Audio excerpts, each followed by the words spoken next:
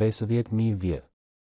Kjo është koha që ju ndan nga gjuetari I parë që u zgjua në zemër të savanës afrikane, shikoi horizontin e artë dhe diti saktësisht se ku të gjente ujë, mish dhe mbrojtje kundër grabitqarëve që dominonin natën. Ndërsa perandorit lindën dhe u rënuan, ndërsa qytetërimet ndërtuan piramida dhe rokaqiej, ndërsa njerëzimi shpiku rrotën, shkrimin dhe internetin, një popull mbeti.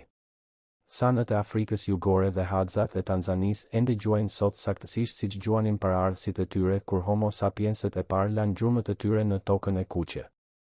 Ata jo vetëm që mbijetojnë mes luanëve. Ata lulëzojnë. Nëse jeni të apasionuar pas kafshëve të egra dhe dokumentarëve të vërtet, mos e lini këtë video. Shikojeni deri në fund, pajtohuni tani në kanal dhe komentoni nga po shikoni. Mendoni për skenarin. Shkretëtira e Kalaharit shtrihet në më shumë se 900.000 km2, duke kaluar nëpër Botswana, Nambia dhe Afrika e Jugut. Temperatura gjatë ditës I kalon lehtësisht 42 gradë Celsius. Uji është aq I pakët sa vendasit e quajnë këtë tokë Kalagadi, toka e etjes. Asnjë lum I përhershëm nuk e përshkon këtë pafundësirëre të kuqe dhe shkurresh me gjemba. Asnjë burim I besueshëm nuk ofron lehtësim për fytin e tharë. E megjithatë, për të paktën 20.000 vjet të dokumentuara arkeologjikisht dhe ndoshta deri në 100.000 vjet sipas disa analizave gjenetike, sanët jo vetëm që banuan në këtë vend jo mikpritës. Ata e quajtën atë shtëpi. Shifrat sfidojnë logjikën. Një grup tipik san përbëhet nga 20 deri në 25 persona, burra, gra, fëmijë, duke mbajtur absolutisht gjithçka që zotërojnë mbi shpinë ose mbi kokë. Banesat e tyre janë struktura të përkohshme të bëra nga degë dhe barë, të montuara në më pak se 2 orë nga gratë dhe të braktisura pa ceremoni kur lind nevoja për të ndjekur kafshët ose për të gjetur burime të reja ushqimi. Nuk ka hambare. Nuk ka rezerva. Nuk ka rrjet sigurie. Çdo agim sjell me vete të njëjtën pyetje me të cilën u përballën paraardhësit e tyre 500 breza më parë, ku është ushqimi I sotëm? E megjithatë, studiuesit që jetuan me sanët në dekadat e viteve 1960 dhe 70 zbuluan diçka që kundërshton të gjitha pritshmëritë perëndimore për jetën primitive. Një artikull I revistës time I vitit 1969 e përshkroi kështu: Imagjinoni një shoqëri ku java e punës rrallë I kalon 19 orët, ku pasuria materiale konsiderohet një barë, dhe ku askush nuk është shumë më I pasur se kushdo tjetër. Nuk ishte një utopi futuriste. Ishte jeta e përditshme e gjuetarëve mbledhësve të Kalaharit, 19 orë në javë. Ndërsa ju ndoshta punoni 40, 50, 60 orë në javë për të mbajtur një çati mbi kokë dhe ushqim në tavolinë, sanët arrinin të plotësonin të gjitha nevojat e tyre bazë, ushqimin, strehimin, veshjen, mjetet, me më pak se gjysmën e kësaj përpjekjeje. Antropologu James Osborne, I cili studioi Hadzat e Tanzanisë për dekada, përdori fjalë edhe më të drejtë për drejta. Ata I plotësojnë nevojat e tyre ushqyese lehtësisht, pa shumë përpjekje, pa shumë planifikim, pa shumë pajisje dhe pa shumë organizim. Por mos e ngatëroni këtë lehtësi të dukshme me mungesën e aftësisë. Ajo që duket e thjesht në sytë e atij që vëzhgon është, në fakt, rezultati një njohurie të grumbulluar gjatë mijëvjeçarëve, një njohuri aq e sofistikuar sa shkencëtarët modern ende luftojnë për ta kuptuar plotësisht. Konsideroni artin e gjurmimit. Një gjuetar san mund të shikojë një grup gjurmësh në rër dhe të përcaktojë jo vetëm se cila kafshë ka kaluar andej, por sa kohë më parë ka kaluar, nëse ishte e lënduar, nëse ishte mashkull apo femër, nëse po vraponte apo po ecte, nëse kishte ngrënë së fundmi dhe drejt ku po drejtohej ndoshta. Në një rast të dokumentuar nga studiuesit, një gjurmues san ekzaminoi gjurmët e leopardit që mbivendoseshin mbi gjurmët e miut. Ai shpjegoi se miu del në agim për të kërkuar ushqim. Leopardi kaloi mbi gjurmët e miut.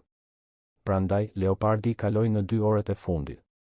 I armatosur vetëm me këtë informacion, gjurmuesi e udhëhoqi grupin direkt te një leopard I fshehur në vegjetacion të dendur që nuk do të ishte parë kurrë nga sy të patrajnuar. Përmasojeni këtë. Asnjë GPS. Asnjë pajisje elektronike. Asnjë teknologji përveç vëzhgimit të durueshëm dhe njohurisë së transmetuar nga babai te djali gjatë brezave të panumër. E megjithatë, saktësia rivalizon sistemet e gjurmimit satelitor që kushtojnë miliona dollar për të zhvilluar.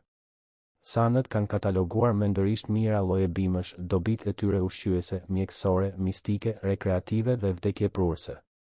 Ata e dinë se cilat rënje mund të shtrydhen për të siguruar ujë në raste urgjente, cilat gjethe kurojnë infeksionet, cilat lëvore lehtësojnë dhimbjen dhe cilat fara mund të vrasin një burr të rritur në çështje orësh. Kjo njohuri nuk është e shkruar në asnjë libër. Ajo ekziston vetëm në mendjet e më të moshuarve dhe në historitë e treguara rreth zjarreve të natës. Dhe pastaj është helmi. Harkat e sanëve janë jashtëzakonisht të lehta, të ndërtuara për të mbajtur në distanca të gjata, jo për të dhënë goditje vdekjeprurëse. Një shigjet e lëshuar nga një hark san vështirë se depërton aq thellë sa të vras një antilop, e lëre më një kafshë të madhësisë së një gjirafe apo një bualli. Zgjidhja e zhvilluar gjatë mijëvjeçarëve është geniale dhe vdekjeprurëse. Helm i nxjerr nga larvat e brumbujve. Brumbujt e gjinisë Diamphidia i depozitojnë vezët e tyre në kërcejt e shkureve të gjinisë Commipora, të njëjtat bimë që prodhojnë mirë dhe olibanum. Larvat gjatë zhvillimit gërmojnë deri në rreth 1 metër thellësi në tokë, ku formojnë fshik zarëre dhe hynë në një gjendje gjumi që mund të zgjasë me vite. Gjuetarët san e dinë saktësisht se ku të kërkojnë.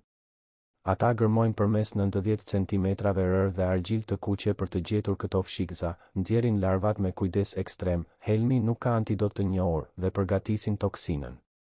Procesi i përgatitjes varion midis grupeve të ndryshme san, por zakonisht përfshin shtypjen e larvave mbi një kockë gjirafe ose kudu, përzierjen e indit të larvave me pështym dhe lëng të disa bimëve, dhe aplikimin e pastës rezultuese në bishtin e shigjetës, kur në maj, për të reduktuar rrezikun e aksidenteve. Çdo shigjet kërkon afërsisht 10 larva. Rezultati është një armë që nuk ka nevojë të vrasë menjëherë.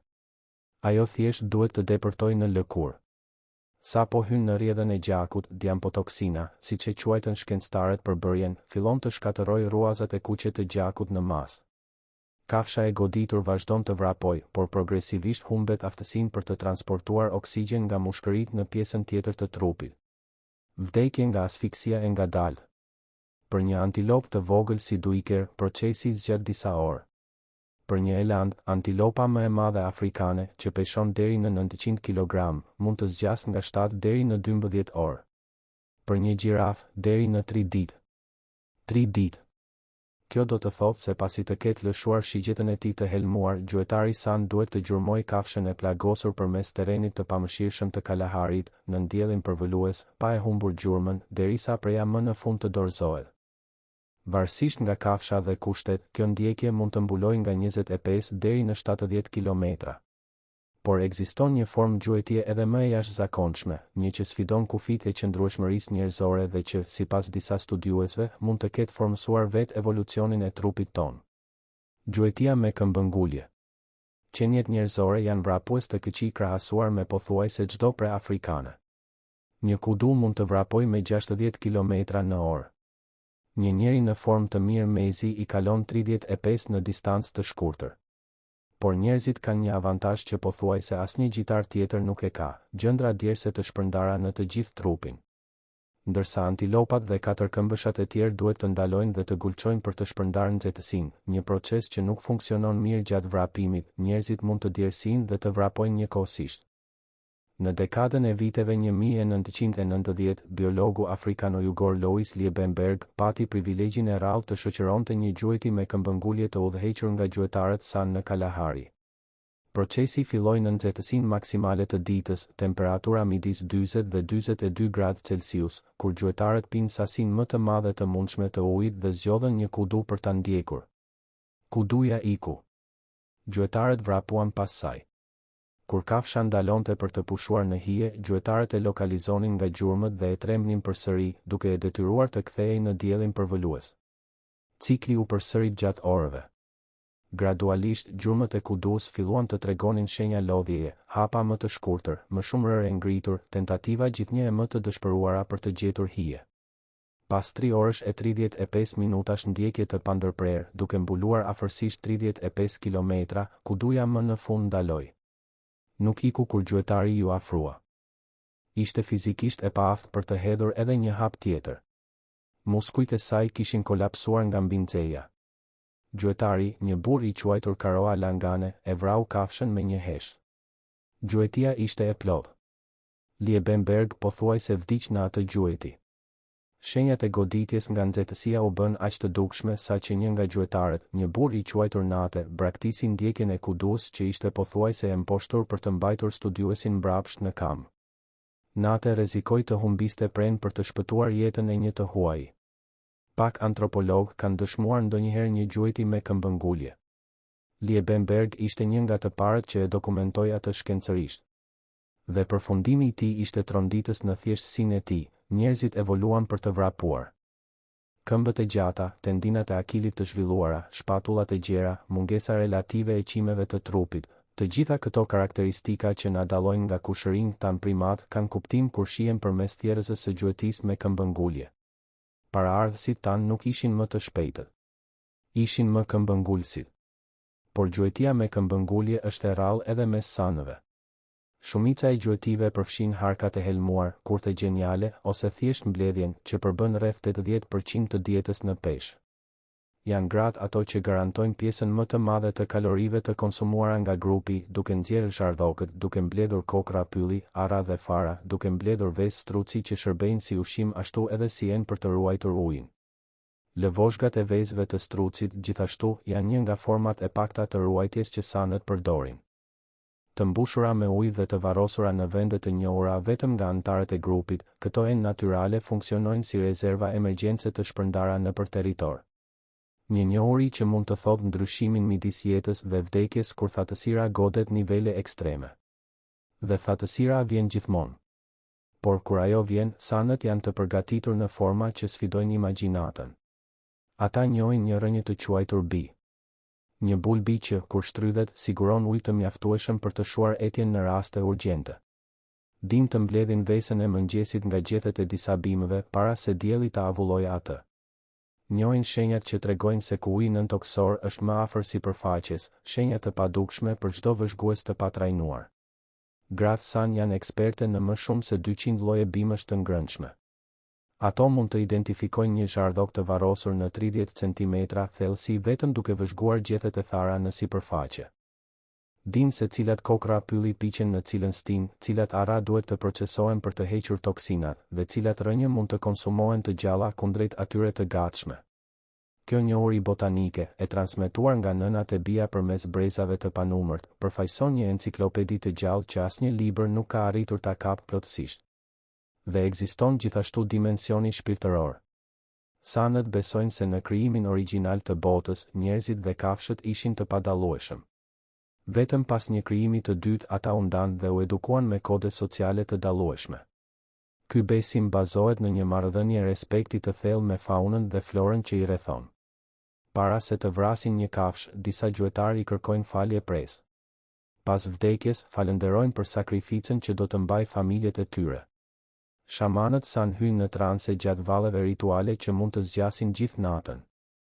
Në këtë gjendje të ndryshuar të ndërgjegjes, ata pohojnë se komunikojnë me shpirtrat e paraardhësve të vdekur, të njëjtët paraardhës që, sipas traditës, u mësuan fillimisht cilat bimë të zgjidhnin, në çfarë kohe të vitit t'i vjelin, dhe ku t'i gjejnë. Njohuria mbi helmin e shigjetës, për shembull, i atribuohet zbulesave të marra gjatë këtyre valleve të transes. Shkencë apo misticizëm? Kufiri tretet kur merrni parasysh se ky sistem funksionoi dhe vazhdon të funksionojë për më shumë kohë se çdo qytetërim i regjistruar në histori. Kapitulli 2, fqinjet e prevedëre rojtarët e agimit më pak se 300 metra nga një kamp tipik Hadza, një luan mund të jetë duke vëzhguar. Sytë e tij të verdh nuk pulitin ndërsa vlerëson situatën. Ai njeh ata njerëz, të njëjtët që ecin zbathur nëpër savan prej brezash të panumërt, të armatosur vetëm me harqe druri dhe shigjeta të helmuara. Hadzat jetojnë në veri të Tanzanisë, në brigjet e liçenit Eyasi, në zemër të luginës së madhe të Riftit. Territori i tyre ndodhet vetëm 50 kilometra nga gryka e Olduvait, vendi ku u zbuluan fosilet e Homo habilis, që datojnë 1.900.000 vjet më parë. Evidencat arkeologjike sugjerojnë se gjuetarët mbledhës të ngjashëm me Hadzat e kanë zënë këtë rajon vazhdimisht prej të paktën 50.000 vjetësh. 50.000 vjet në të njëjtin vend. Ndërsa popullsi të tjera njerëzore migruan, pushtuan, ndërtuan dhe shkatëruan, Hadzat mbetën. Gjuha e tyre, një gjuhë e izoluar e mbushur me klikime bashkëtingëllore që nuk ka asnjë lidhje të njohur me asnjë gjuhë tjetër në planet, nuk mbart asnjë kujtesë migrimi. Historitë e tyre gojore nuk flasin për një tokë paraardhëse të largët. Për Hadzat, kjo ka qenë gjithmonë shtëpia. Sot, kanë mbetur afërsisht 1300 Hadza.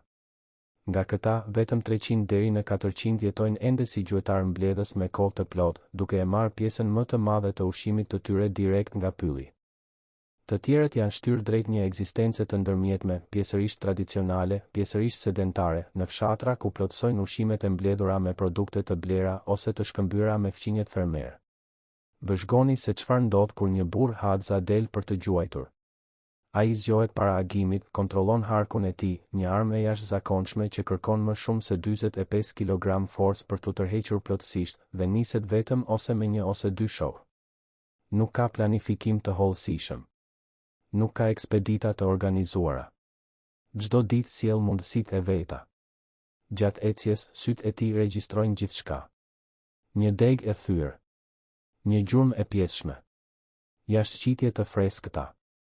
Fluturimi i papritur i një zogu. Çdo shenjë që tregon praninë e presë potenciale. Kur pikas një zog të vogël në një degë, gjuetari ndalon menjëherë, armatos harkun me një lëvizje të rrjedhshme dhe qëllon.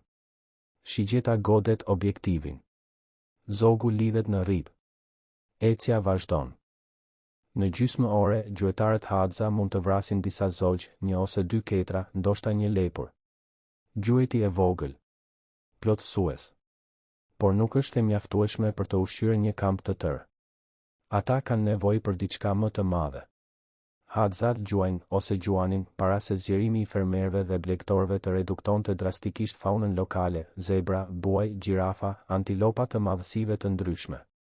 Deri në dekadën e viteve 1960, antropologu James Osborne raportoi një bollëk të jashtëzakonshëm të gjallë në rajon, duke përfshirë tufa prej 400 elefantësh, përveç rinocerontëve, hienave, luanëve dhe kafshëve të tjera të panumërta. Ky bollëk është zhdukur në pjesën më të madhe. Sot, Hadzat varen kryesisht nga kafshët më të vogla si dik-dik, një antilop që peshon vetëm 5 kg, derat e egër, mangustët dhe majmunët. Dhe pastaj është mjalti. Nëse ekziston diçka që Hadzat vlerësojnë mbi pothuajse gjithçka, ai është mjalti. Ata njohin vendodhjen e çdo zgjojë në territorin e tyre dhe mbajnë një marrëdhënie të jashtëzakonshme me një zog të quajtur treguesi i madh, indicator. Ky zog i udhëheq gjuetarët drejt zgjojëve të fshehura në këmbim të mbetjeve të dyllit që njerëzit lënë pasi nxjerrin mjaltin. Hadzat fishkëllejnë, godasin pemët dhe bërtasin për të tërhequr vëmendjen e zogut. Zogu përgjigjet me një thirrje karakteristike dhe fluturon nga pema në pemë, duke e çuar gjuetarin deri të zgjojë. Një partneritet midis llojeve që ekziston prej mijë vjeçarësh. Mutualizëm i pastër. Kur një gjuetar Hadza gjen një zgjua, qoftë i udhëhequr nga zogu apo nga njohuria e tij, ai ndes një zjarr dhe përdor tymin për të qetësuar bletët. Me një sepat, hap trungun e pemës dhe nxjerr hoje të mbushura me mjalt të ardhë. Procesi nuk është pa rreziqe. Piçkimet janë të zakonshme. Rrëzimet nga pemët ndodhin. Por shpërblimi vlen çdo thumbim. Mjalti përfaqëson shumë më tepër se kalori për Hadzat, është fesë. Është energji e koncentruar. Është ushqimi që gjuetarët konsumojnë para ndjekjeve të gjata, që gratë shtatzëna marrin si suplement special, që pleqtë shijojnë si shpërblim për dekada kontributi në komunitet. Gjatë stinës së mjaltit, Hadzat mund të marrin deri në 15% të kalorive të tyre ditore nga ky burim i vetëm. Fëmijët Hadza rriten në një mjedis lirie që do të trondiste çdo prind perëndimor. Që nga shumë të vegjël, ata shoqërojnë nënat në ekspeditat e mbledhjes, duke mësuar të identifikojnë bimët e ngrënshme përmes vëzhgimit dhe praktikës. Në moshën 7 ose 8 vjeçare, djemt tashmë prodhojnë harqe dhe shigjeta të vogla dhe praktikojnë gjuajtjen në objektiva të improvizuar. Në moshën 12 vjeçare, marrin pjesë në gjuajtje reale, ndonse në role ndihmëse. Nuk ka shkolla. Nuk ka libra. Kurrikula është vetë ekzistenca. Por jeta në territorin e grabitqarëve të mëdhenj e merr çmimin e vet Hadzat, jo vetëm që gjuajnë, ata janë gjithashtu prepotenciale. Dhe kanë zhvilluar strategji për t'u përballur me këtë realitet. Disa Hadza han grabitqarët. Pikërisht kështu. Luanët, leopardët, felines të tjerë të egër, çakejt, hienat dhe madje edhe shpendët grabitqar janë pjesë e dietës potenciale.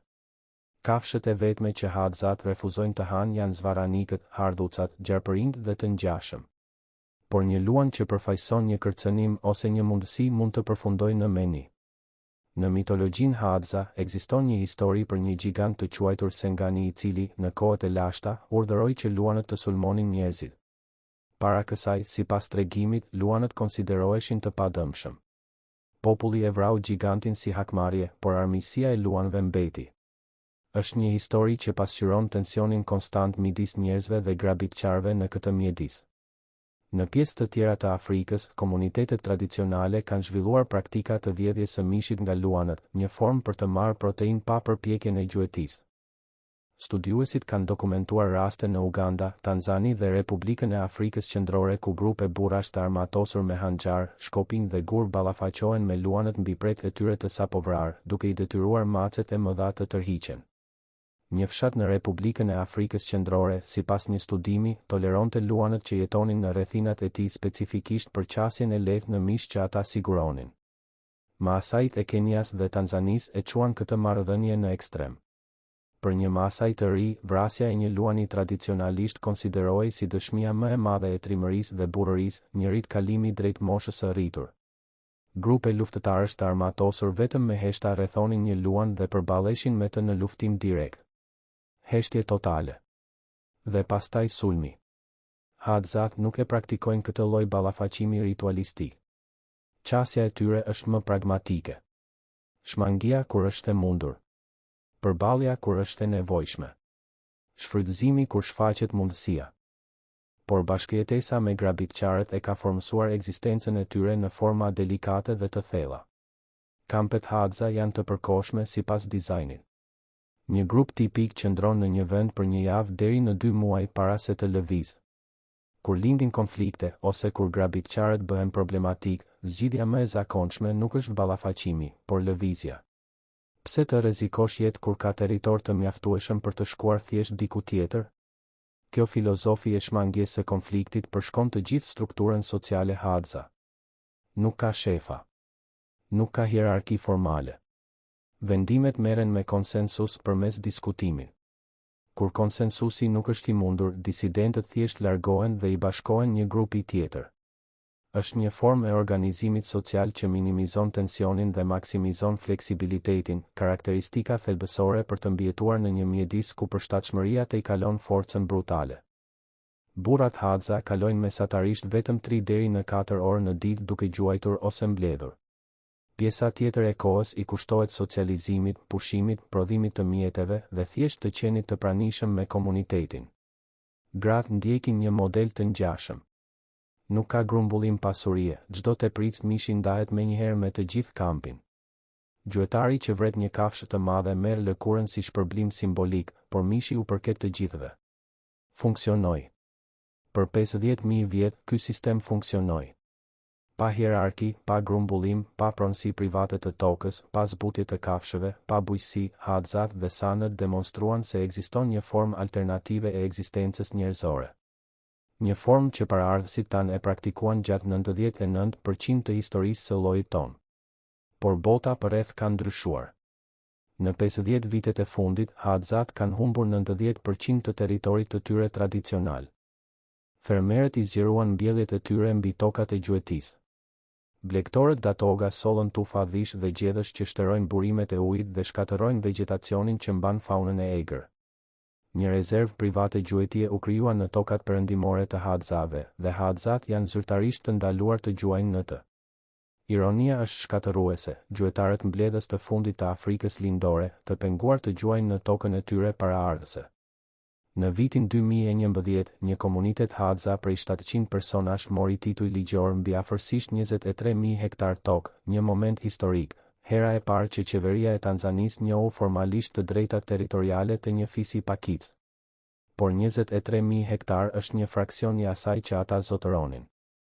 Dhe presioni vazhdon. Alkooli erdhi. Vizitor me qëllime të mira sjellin dhurata që përfshin pije të distiluara, substanca që kur nuk kanë qenë pjesë e dietës tradicionale Hadza dhe për të cilat ata nuk kanë zhvilluar tolerancë kulturore apo fiziologjike.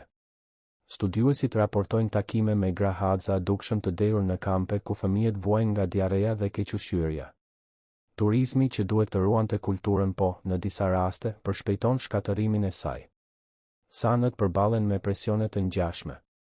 Në vitin 2002, gjuetarët mbledhës të fundit u dëbuan me forcë nga rezerva e gjuetisë së Kalaharit qendror në Botswana, zyrtarisht për të ofruar atyre shërbime si shkolla dhe kujdes mjekësor. Në praktik, për të hapur rrugën për minierat e diamanteve. Komunitetet u kufizuan në vendbanime sterile në mjedise armiqësore, ku pak nga shërbimet e premtuara u materializuan. Një betejë ligjore që zgjati me vite eventualisht rivendosi të drejtën e sanëve për të jetuar në rezervë. Por dëmi tashmë ishte bërë. Breza të tërë njohurish u humbën kur më të moshuarit vdiqën në vendbanime urbane, larg tokës që mbante jo vetëm trupat e tyre, por identitetin e tyre. Dhe këtu është tragjedia përfundimtare. Shkencëtarët perëndimor kaluan dekada duke studiuar sanët dhe hadzat, duke mbledhur mostra ADN, duke analizuar modelet e gjumit, duke hetuar përbërjen e mikrobiomës së zorëve, duke matur nivelet e stresit, duke dokumentuar teknikat e gjurmimit. Zbuluan se këta popull janë, në shumë aspekte të matshme, më të shëndetshëm se popullsitë urbane moderne. Më pak sëmundje kardiake. Më pak diabet. Më pak depresion. Më shumë diversitet mikrobik në zorë. Cilësi më e mirë e gjumit. Incidencë më e ulët e sëmundjeve autoimune. Gjuetarët mbledhës jo vetëm që mbjetojnë. Ata lulëzojnë në forma që bota e zhvilluar i ka harruar. Por njohuria që mbështet këtë lulëzim nuk mund të shkarkohet nga interneti. Nuk mund të mësohet në një kurs fundjave. Duhet një jetë e tërë për ta zotëruar dhe një qytetërim i tërë për ta zhvilluar. Kur gjurmuesi i fundit san të harroj si t'i lexoj gjurmët që sytë e tij kanë ditur gjithmonë t'i interpretojnë, kur gjuetari i fundit hadza të lër harkun e tij për herë të fundit, diçka më e thellë se njohuria do të ketë zhdukur. Do të ketë vdekur prova e gjallë se njerëzimi nuk ka nevojë të dominojë natyrën për të jetuar, mjafton ta kuptojë atë. Për 50.000 vjeçar, këta popull demonstruan se bollku nuk matet me grumbullim, se pasuria nuk kërkon shkatërim, se komuniteti nuk varet nga gardhet. Shkencëtarët perëndimor kaluan dekada duke u përpjekur të kuptojnë se si sanët lexojnë gjurmët me saktësinë e një sistemi GPS. Përgjigjja nuk ishte kurrë në formula. Ishte te vëmendja, te durimi, te përulësia për të vëzhguar para se të veprosh. Aftësi që bota moderne, në nxitimin e saj të pafund, i ka harruar. Ndoshta dhurata më e madhe që gjuetarët paraardhës të Afrikës mund të ofrojnë nuk është njohuria e tyre mbi helmet apo gjurmimin. Është kujtesa shqetësuese se forma si jetojmë sot, me ankth kronik, shkëputje nga toka, vetmi masive, nuk është e vetmja formë e mundshme. Për 50.000 vjet pati një mënyrë tjetër.